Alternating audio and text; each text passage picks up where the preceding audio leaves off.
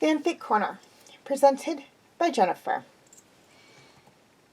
The Midnight Compass, Chapter 7, Aching, Part 1.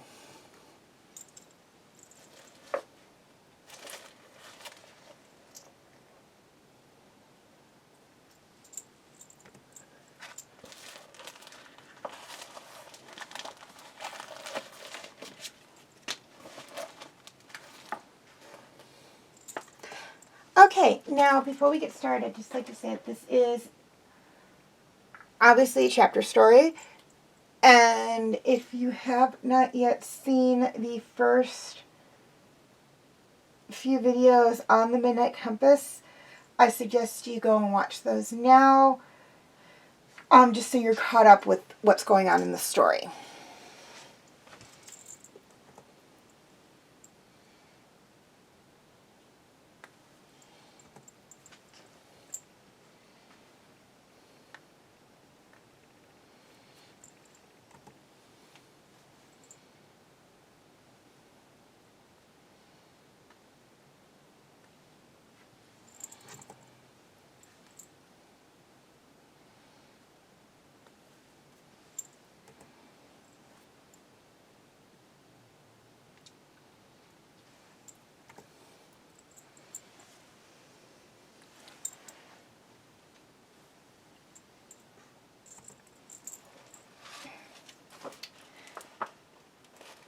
You're hurt. It was obvious. It was the first observation Callum made when his eyes adjusted and his gaze settled on her. His eyes flickering over her. He couldn't see much, but her face was paler than usual. Little scratches flecked across her skin. Her eyes were totally exhausted, duller even than they had been when she had been suffering from the new moon. But it was her shoulder that sent a horrible feeling churning in his stomach. He could see the blood seeping into her clothing, just under her collarbone, against the bright teal of her shirt. And there was clear damage to the leathery tunic, dented and pierced in places. Thick, dry streaks of blood trickled down her arm over the straps of her shoulder pads, down to her elbow. Her upper arm and shoulder looked mangled. Her forearm rested limply against his chest, and he realized that the warmth of his cheek came from her hand that was curled there, the backs of her fingers just resting gently against his skin. She was in pain. It was written all over her face. And yet, despite it all, she smiled down at him warmly, relief and hope flickering in her eyes. Hey, it's fine. I'll manage. Her hands fell slowly from his face, but as she moved her arm, he watched her wince, trembling a little as she shuffled to get comfortable. Her hands rested against his chest over his heart, and despite the numbness in his body, it offered him a little comfort. Callum tried desperately to move his arm, to reach up and just hold her hand, or reach for her face to provide any kind of comfort back to her. But his arms remained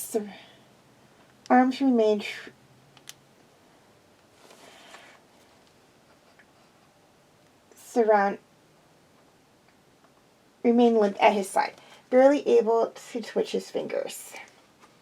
He took a minute to take in his surroundings. He could see the sky overhead darkening through the rooftop canopy, and something tall scaling up past Rayla, a rocky formation.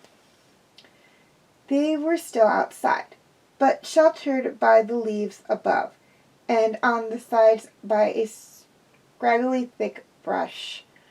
It seemed Rayla had stopped to rest them in a good hiding spot, as good a hiding spot as she could find out here.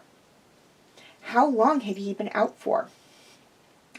The sky was growing dim, but it didn't seem like a cloudy day. Surely it couldn't be sundown already. Ray, what happened? What did this to you? For a second, Callum thought he saw fear dance through her eyes, and she broke eye contact, looking up and around. We'll talk about it later. For now, do you think you can walk? Can I walk? Rayla, can you even walk? Her ears pinned back a little as her face furrowed into a small frown. Callum, I'm fine. Rayla, you look like you've been hit by a dragon or something. You're not fine. But as he spoke, his frustration rising, that awful sharp pain rang out through him again, and he shuddered with a gasp, circling up and biting back a pained cry. Callum? Her hands jerked up to his face again, and he felt her pull him closer gently. Callum, please, you need to stop working yourself up. I'm not the only one who took a bad hit today. Callum tried to steady his breathing until the ringing dulled enough that he was able to relax back in her arms. His chest still shook, trembling with the effort to breathe, and it was so quiet except for his shaking gasps. Rayla waited patiently, silently, and despite Callum's eyes being screwed shut tight, he could feel her hand gently on his cheek, trembling a little, her thumb brushing back and forth just under his eye. It helped ground him slightly as the pain passed. He's still out there, she finally spoke lowly, and Callum's eyes fluttered open to look up at her. Huh? He's gonna find us. I didn't exactly make it hard for him to follow our trail. I didn't know how long he was going to be down for. He could be on his way here already. Who? The elf who did all this. She looked at him desperately, almost pleadingly. Which is why we need to keep moving. Callum twitched his fingers again. His arm shook with effort, but he found himself able to lift it ever so slightly off the ground for a few seconds before it landed with a thud back against the ground. Ray, I can barely move at all, let alone walk. Her face fell as she looked away, so Callum couldn't see her face. Callum, I don't know what to do, she whispered. I can't fight. I can't carry you. All I can do is just hold you both for now. Both? Callum felt a pang in his chest as he suddenly felt aware of the fact that the baby dragon they cared for was also right there, unconscious and still, his little head resting on his stomach. Why had he become so focused on Rayla? Was Zim okay? His eyes searched the little dragon, But it seemed no harm had befallen him. He was simply fast asleep, his breathing steady and warm. It's okay. Callum smiled weakly back up at her finally, after he was satisfied the dragon was okay. That's all I need right now. And then when I can move, I'll carry you both for a bit. That got a small laugh out of her. You don't need to do that. I can actually feel my legs. Callum felt her hand curl gently away from his face again and found his shoulder. She winced again and turned to look at him seriously. Callum, I want you to make me a promise. Something nervous fluttered in his chest. What? If something happens and you're not able to, I want you to take Zim and run as fast as you can. Try and get somewhere safe, like a town, somewhere he wouldn't dare attack you. What about you? He had a feeling he already knew the answer, and it wouldn't be what he liked. If that elf shows up again, I'll try and buy you as much time as I can. Rayla, no, he'll kill you. I'm prepared for that. Well, I'm not. Rayla frowned and opened her mouth to argue, but he cut her off. I'm not. I'm not going to let you die, Rayla. You might be prepared to give your life for this, but His voice cracked with emotion and he glanced away. I don't want to lose you, too. She was quiet, and yet he could almost hear her mind processing his words. Her hand trailed ever so slowly down his arm until it found his hand, and she gently tucked it into his, fingers intertwining. He gave hers a tiny squeeze with the energy he had to fight through the numbness. Her voice was barely a whisper. Okay.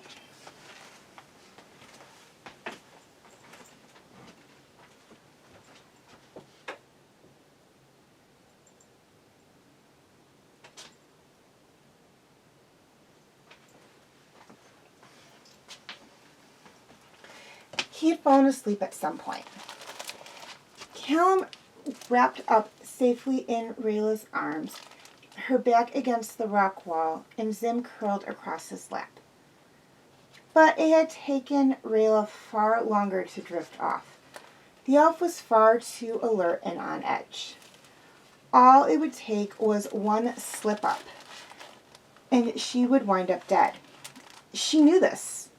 She should have realized sooner. And it filled her with a terrible feeling that if she fell asleep, there could be a chance she wouldn't wake up again.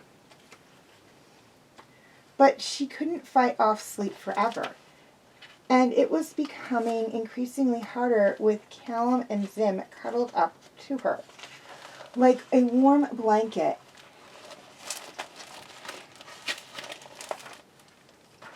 And the exhaustion of her fight throbbed through her body.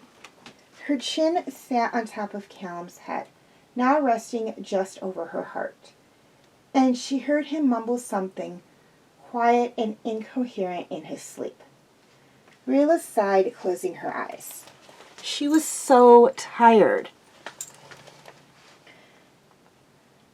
Far too tired, and when she spoke, it was low and soft, as to not wake the boy in her arms.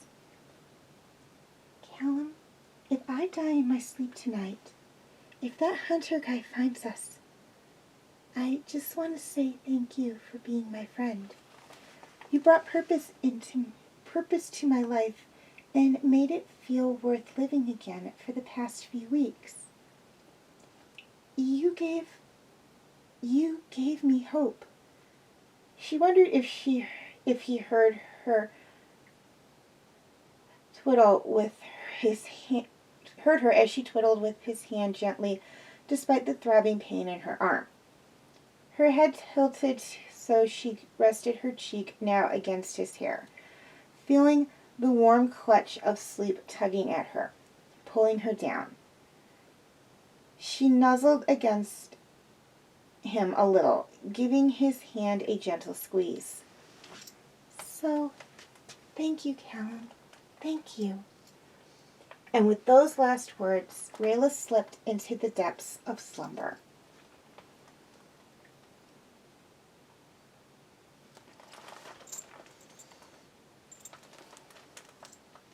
Miles away, Ferenc lay limp against the dirt, his mind seething with rage. He resisted the pull of unconsciousness. He was far too strong to let something like that take him out. But to be bested by a mere child? That struck a blow to his pride. So he lay there, festering in his fury, until he felt the ground shake slightly with a dull thumping. Thud. Thud. Thud. Ferenc hissed through his teeth, but let out a low whistling noise. And the thud stopped for a moment before moving closer.